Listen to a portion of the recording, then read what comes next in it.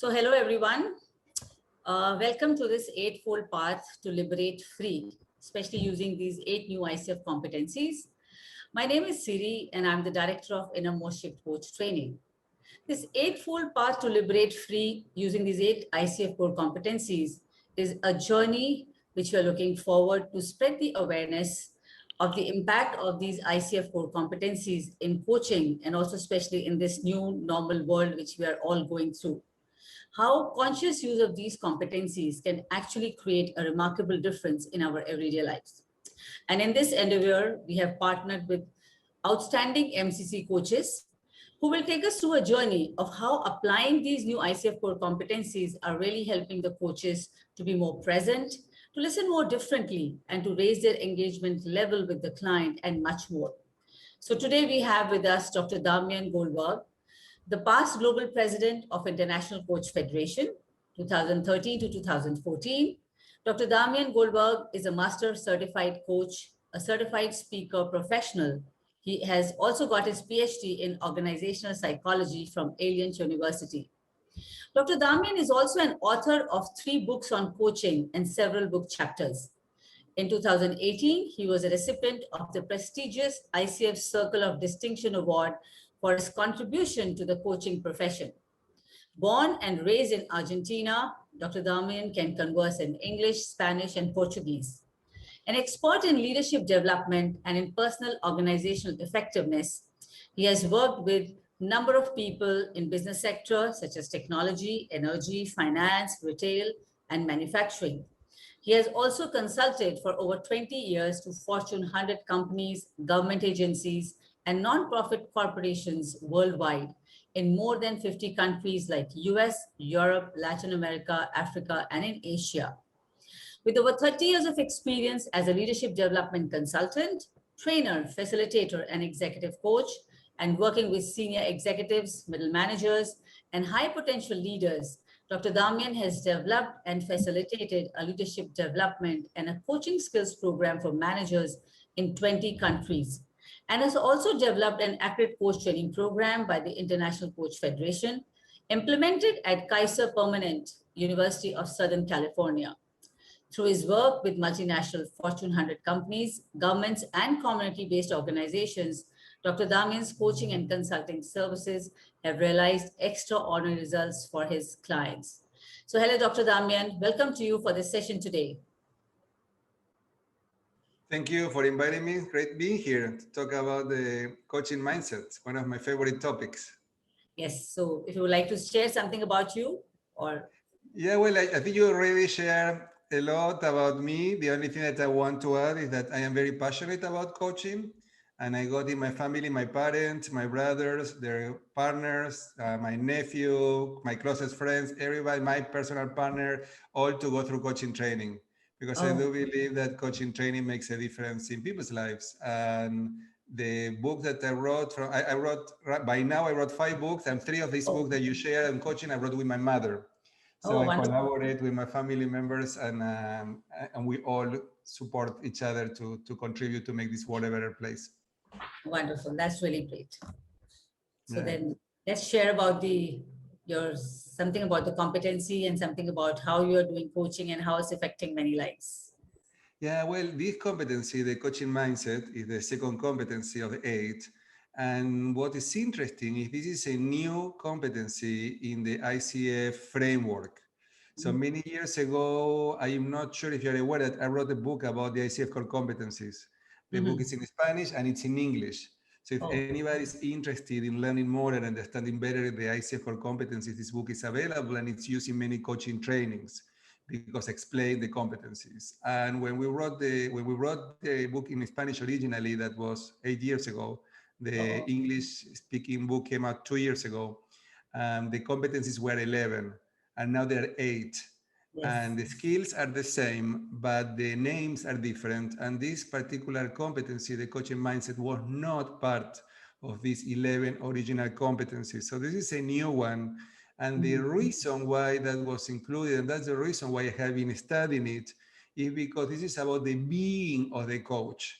It's not about the doing. It's not what the coach is doing, but it's about who the coach is being when he's working with their clients. So I think that what is interesting about what I'm going to be talking today, this is about how we understand, how we live, how we show up as coaches when we're working with our clients, what makes this very interesting. Right.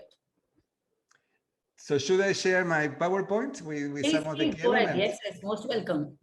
Okay, great. So let me share with you this PowerPoint. This presentation I have done around, maybe by now, in 12 different International Coach Federation chapters globally. So I have been doing this similar presentation that I'm sharing with you with many coaches.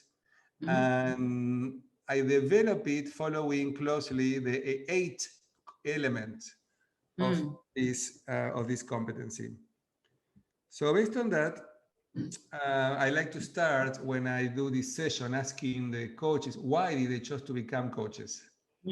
But when we're talking about the being of the coach, it's important that we remember why we decided to spend time and money in investing in ourselves, in our development, in becoming coaches. So I think that this is the reason why, Siri, when I started my session today, I said, I want to make a difference in the world. And that's the reason why I am doing this job. But for everyone, it's something different.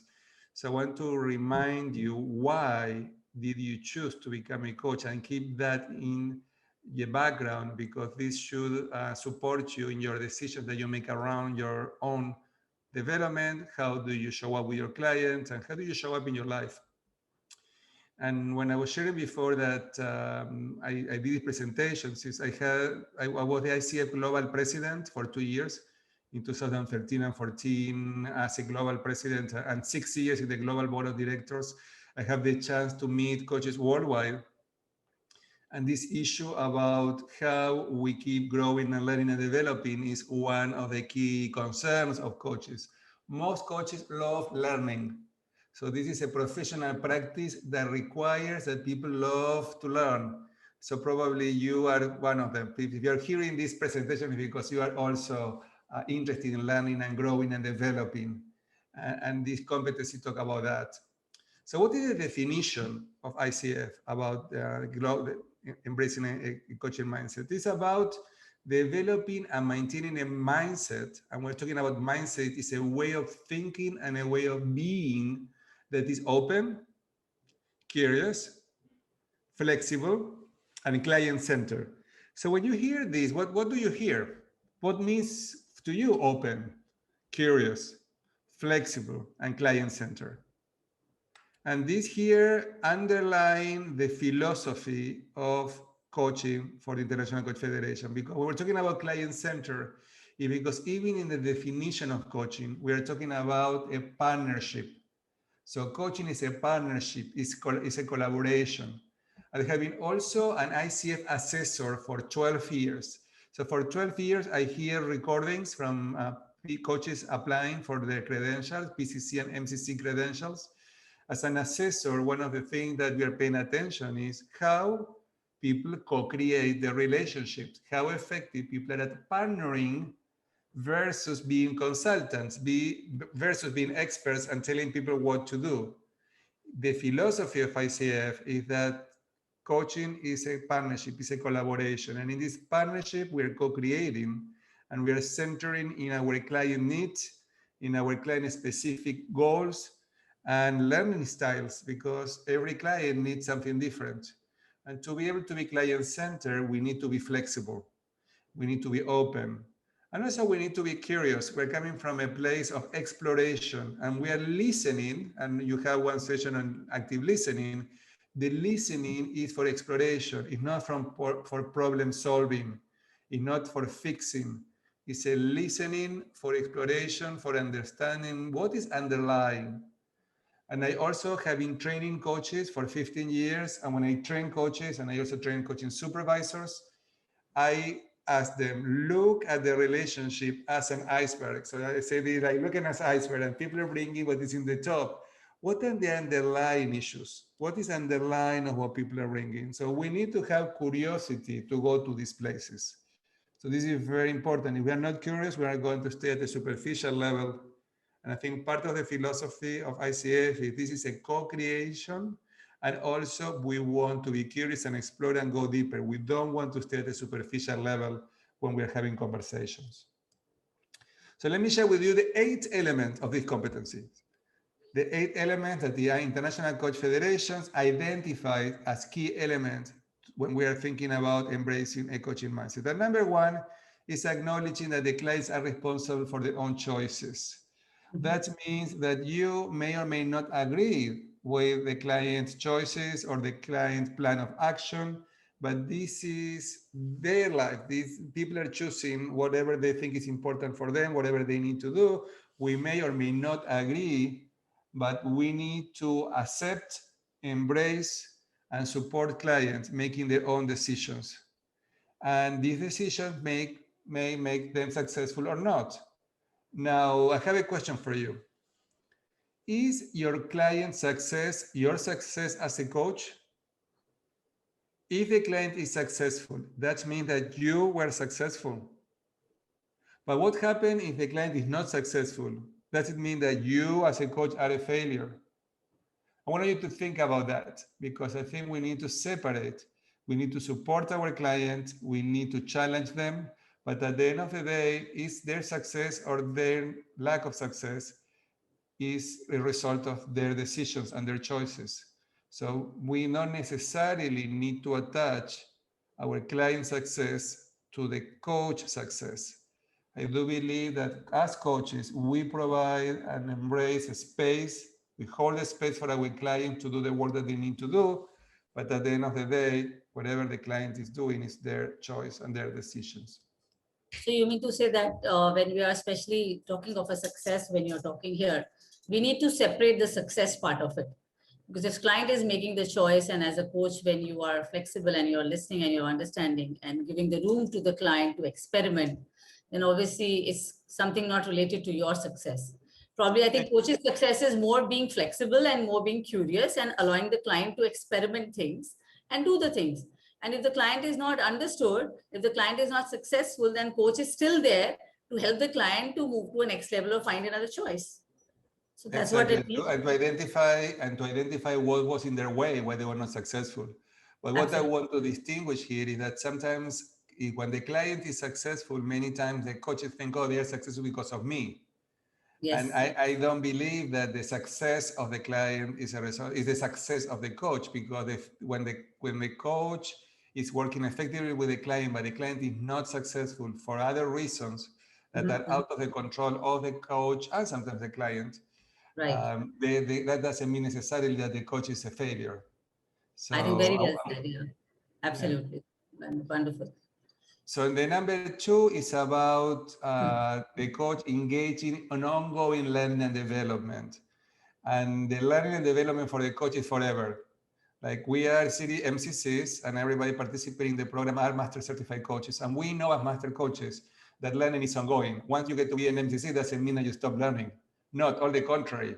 You need to keep learning and you need to keep growing. So this is going to be forever. If you embrace like the coaching professional practice in your life, and you fall in love with it, like most of us, the learning will keep continue till your last day. Like I see, as a series I share with you, my parents, most of them are psychologists, and most of them are also coaches.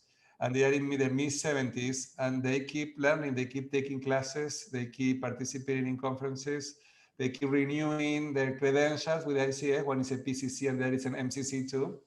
And the learning is forever. So you need to be wise and choose how you focus your energy in your development, because now with COVID-19, there are a lot of choices and there are a lot of free opportunities. So you need to be wise in terms of choosing what is the best use and the best investment of your time in learning. But Absolutely. the learning is forever, and you see that from the ICF mandate, you need 40 CCUs to renew your credential every time you renew your credential. I think that's what even happens ICF has made it mandatory, that you need to upgrade and you need to get your CCs and CCUs to, carrying it forward. And obviously something, if you say you are all done, you know everything, then it's only a coach or somebody who's even a master gets stuck. So, and learning is a process, very well said. It's always there. One has to always grow and learn many more things. Yeah, and Wonderful. it's very important to keep informed about what is the progress of the profession. Like, for example, if you as a coach are not involved in what's happening with ICF, you may not know that there are new core competencies, for example, Right. or that there is a new code of ethics. So you need to be involved, you need to be engaged, so you know what is new in the profession. And when Absolutely. there are professional competency, professional ICF conferences or events, I highly recommend you attend, because you get to hear from people experience from all over the world about what are the new trends. And this is something what I'm going to be talking here today too. Wonderful.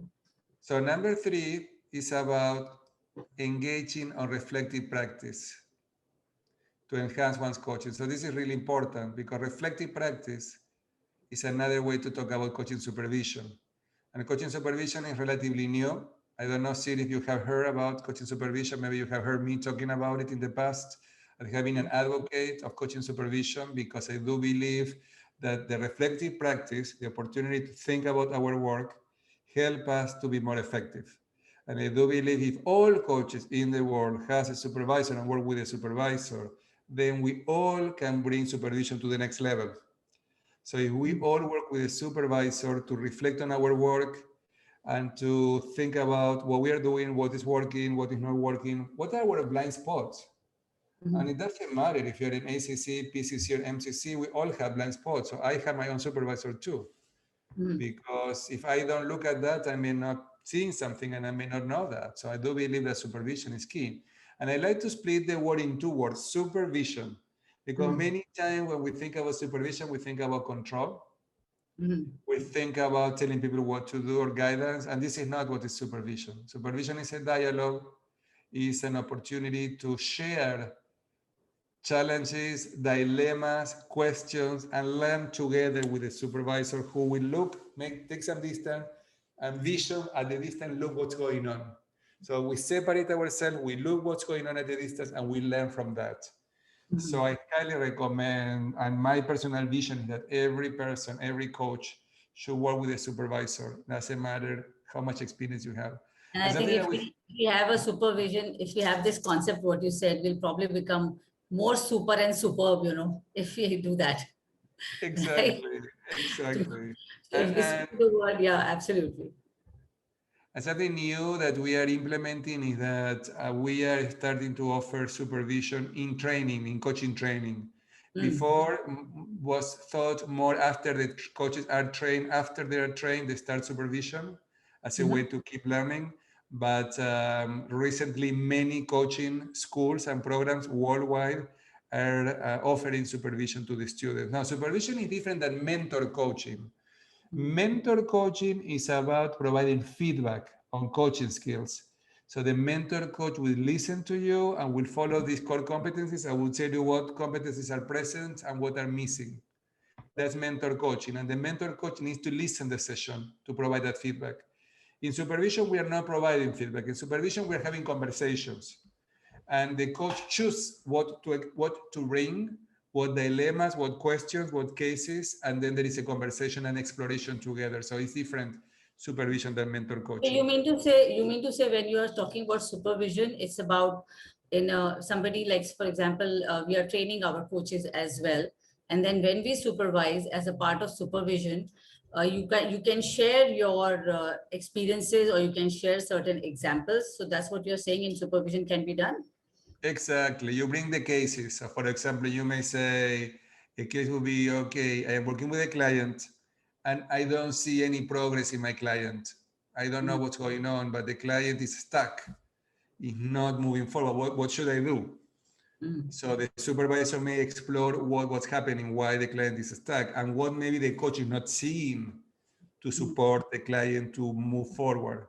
So sometimes the supervisor may suggest to challenge more the client, to challenge the client more. Sometimes the client is stuck because he's not committed to the process. So what we require from the client to be more committed, to follow up on assignments. That's another topic of supervision. My client is not doing their assignment. They So this is commit to. normally done. So it's not normally done in a coach training, but it's normally done later on. So you mean to say when you have trained coaches, and then those supervisor, you assign some supervisor to these coaches so that they can talk to them and kind of remove their hurdles or understand what can work and what cannot work. So that's how it is done. Exactly. Now, this is what usually the way it's done. But when I train coaches and when I see other colleagues of mine that are training coaches too, have coaching programs, they include supervision in the coaching program.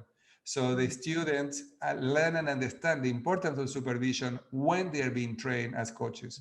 So by the time that they start working with clients and clients start paying them, they work with the supervisor to help them to look at challenges, what's going on, dilemmas.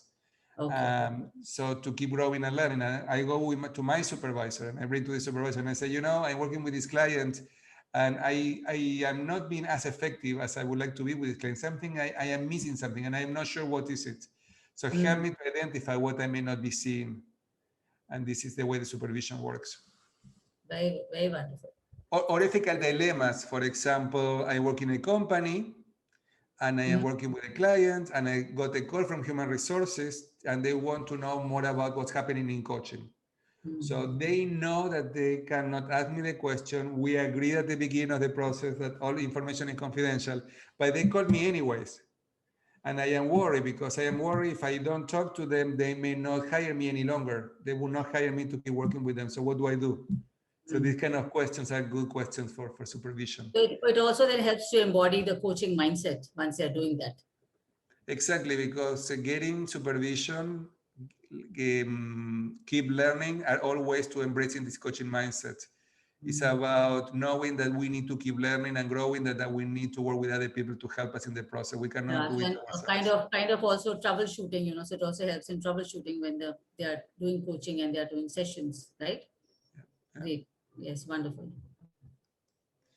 Now, number 4 is number 3 and number 4 are my favorite points here in this whole new competency, because it's about having a systemic perspective. And I don't think in the past ICF has put an emphasis on systemic perspective. And I believe that now there is more emphasis on, okay, as a coach, you need to look at the context.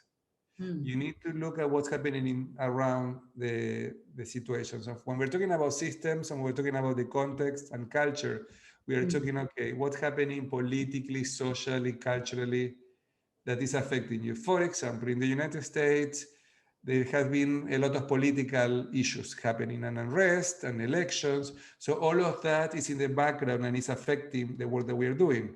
COVID-19, now in India, for example, you read in the news, there are many new cases. People are worried. This is affecting everybody in the country and in the world. Financially, people are losing their jobs. How is that affecting you? So everything that is happening in the world is affecting the coaching relationship. So it's important that the coach ask, how is COVID-19 affecting you? How is whatever is happening in the world today is affecting you? Absolutely. There have been a lot of shootings and death from people in the United States, in different parts of the country. This is affecting people. So we need to bring it to the conversation. So the coaching mindset requires that we have a systemic perspective, paying attention to what's happening in the world in the session, and also include culture. When we're talking about culture, it's not only differences in countries. Like in this here, we have a map, but it's not only differences in countries. It's also differences in age, gender, religion, race, sexual orientation, all of these differences that may bring us apart. So we want to explore that to bring us together. So we want to ask people from different cultures, different countries, what do they need us to know so we can work with them? So if I am, even in India, Siri, there are many different cultures, different languages. It's very different the north from the south. Absolutely. I have the opportunity to be there 3 times, traveling and working, and very different. The north from the south, from the food to start with, to the looks of the people, to many differences. And even if you go in the same state in the south or in the same state in the north, you still see a lot of differences inside the state. So there are a lot of differences. Even the language has different meanings. What you speak up in north and what you go down speak in south. The language also has different meaning. The words have different meanings. Absolutely. Right. So we cannot give anything for granted. We need to be curious. Again, going to the curiosity. that curiosity is clear here, to see how being from different culture, we are the same and we are different. So we have some similarities, but we have some differences. So what they are and how we can relate to them. Everybody has their own map of mind with which they're operating, and with different cultures, it even becomes much more different, what they hold in the mind. Perfectly said. Very wonderful. And the number 5 is about self as instrument. It's how we use ourselves. Self as instrument is the name of the element is use awareness of self and one's intuition to benefit the client. So using, you say we have 3 brains, what we call the brain, the emotional brain, the heart, and the gut brain. So let's use the 3 brains to understand our clients and and that part is using our intuition. It's what we know that we know. We don't know how we know it, but we know it. So a coaching mindset includes the intuition, includes the idea of self as instrument, where we use our own experience, what's happening in our brain, what's happening in our emotion, what's happening in our body, what happened in our guts, and we bring all of that to the conversation. Yes, so very wonderful metaphor, self as an instrument. And if a coach is not tuned in, then obviously how can you do it? So I think you have to tune in yourself and tune your mind and tune your heart. So I think it really gives a good understanding and creates a good environment and creates a good coaching mindset. Absolutely. And that brings us to the next one, point number 6, that is the coach develops and maintains the ability to regulate one's emotions. So we're human beings, we have emotions, but we need to regulate them. So we need to be aware what emotions are we experiencing, and we need to be careful that they are not in our way when we're working with our clients. So our own emotional intelligence is very important. And the way that you work with your emotional intelligence is through supervision, for example, bringing your emotion, what's happening to you working with your clients, to supervision. Or for example, saying, working with several clients, and they, because of COVID-19, they're going through a lot, and I am going through a lot. So supervision is a good place to bring what's happening to you emotionally. So one thing, how do you think, Dr. Damian develops and maintains the ability to regulate one's emotions? Though, of course, it's one of the ICF competencies, and it's very wonderful depicted to be having a coaching mindset. So what do you think about how this can really help in our day-to-day life, especially now with the COVID? Everybody is stuck at homes, they're not traveling, everything is not happening. So what do you think about this particular 6th point? How can this help in a day-to-day living when you are all restricted to our own houses? Well, I think that in terms of regulating our emotions first, as I teach emotional intelligence in part of the coaching training and part of working with leaders worldwide, I think that first you need to identify them. So this is about self as instrument, what we talked before. It's about being able to recognize and identify in your body how you are feeling and how your emotions are making you angry or sad or joyful or afraid. So the first step is to be able to recognize them and name them. So this is also related to neuroscience and how the brain works. And the first element is the ability to recognize, identify, and name it. And that is one way to start controlling your emotions, by identify them. So and also, especially with this situation, what's happening now, I think it's also about, especially when everybody is together. Earlier, families they didn't have time, and now there's so much together that all the emotional bursts are also happening on one another. So if everybody learns to regulate their own emotions, I think it can give a good, meaningful, purposeful, living together at such times, what's happening right now. And then related to that, mindfulness is key. How we can use mindfulness to really be present to what's happening and use that presence by being able to control our behaviors, including what we say and how we do it. Okay. And this is related to the next one, that is preparing for the sessions. So a way to be balanced and to be emotionally prepared is by being aware where you are, and before you start doing some breathing exercises or doing whatever you need, like I always have water, and sometimes what I do is to drink water, just as a way to keep hydrated. Even now after talking, for a while. So we need to prepare for our sessions mentally and emotionally. And this is also related to asking for help. So asking for help, maybe supervision, maybe working in counseling if we are overwhelmed, working with other professionals to help us in the work that we are doing. So all of this is very important. That's So, really wonderful. Yeah. so these are the slides I want to share with you about the 8 elements of the competency. So how do you think, when we are, I think it's a great session, and you have also talked even good metaphors about being an instrument. I really love that. If you're not tuning in yourself, it's so difficult that how can you help others and to be in your coaching mindset. So just to understand, of course, we have to maintain emotionally preparing for sessions. So if you could relate some of it to the present current scenario of how people are going through different things are happening to people with the situation, which is like a new normal, which has happened. Everybody's masked and we have to maintain social distance. And so what do you think, how can this competency help in our day-to-day life? What do you think comes to your mind? Well, I do believe that, starting with the last point that I made about getting help, I think that that's key. I think, like, for example, in my case, I work with 2 supervisors. When the supervises my coaching clients, and the second supervisor that work my supervision client and my supervision training. So I train supervisors. And we have had many colleagues from India coming attending the supervision programs. And basically the idea is that you need to get help. You need to get help from professionally by the supervisor. You need to get help to take care of your body. Like, for example, in my case, I work with a physical trainer. So I meet twice a week and we do exercises so I can keep fit and I keep physically fit too. So it's not only professionally, but physically. I take care of myself. I get a good diet, sleep well, eat well. But we cannot get all of this and a good balance in life if we don't get help. We cannot do it by ourselves. Yes, So I absolutely. have the professional that I work as a supervisor. I work with a trainer. I have a coach for my writing. I write books. So I have 2 coaches, one in English and one in Spanish, because I write my books in Spanish and in So English. wonderful, being at such a senior position also, and being an MCC coach, still you have a supervisor and still you have a coach.